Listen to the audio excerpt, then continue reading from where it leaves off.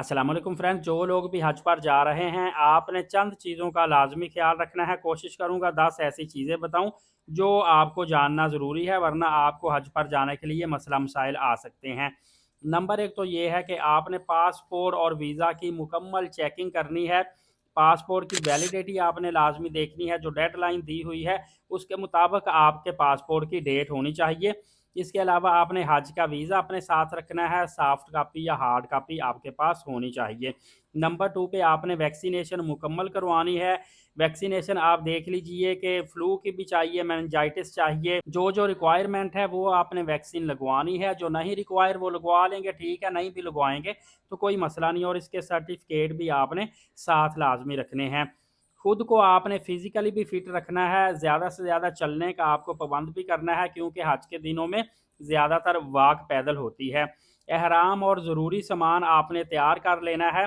बिल्कुल लास्ट वक्त में ख़रीदारी नहीं करनी, बल्कि अभी से कोशिश करें आप अपना एहराम तैयार कर। आरामदेह चप्पल ले लें, छोटा बैग ले लें, पावर बैंक ले लें, मेडिसन ले लें। जो चीज़ें हैं एक लिस्ट बनाते जाएं और बैग में डालते जाएं। बाद में इसको रिकनसाइल भी लाजमी तौर पर कर लीजिएगा।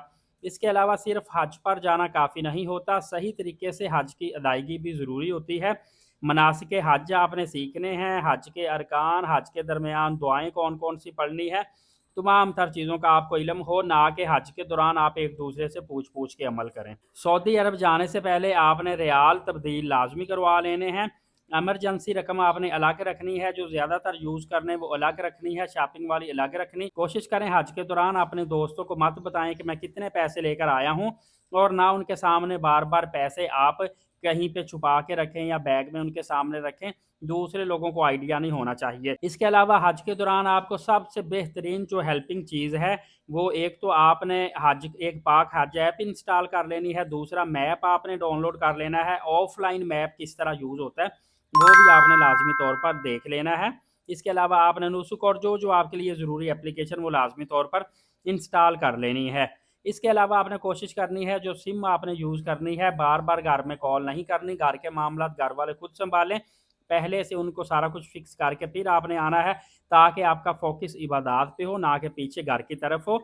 और इसके अलावा अगर आप रूटीन वाइज बीमार रहते हैं तो फिर आपने अपना चेकअप, शुगर, ब्लड प्रेशर, जो भी इश्यूज़ हैं वो सारे पहले से अच्छी तरह रूटीन वाइज चेकअप करवाते रहना है, ताकि हज के दौरान एटलीस्ट आप सेहतमंद तंदुरुस्त रहें। और हुज्जाज कराम से मेरी दरख्वास्त है कि आप हज के दरमियान तमाम तर उम्मत मुसलमा के लिए और अपने अपने मुल्क की तरक्की और खुशहाली के लिए दुआएं भी किया करें।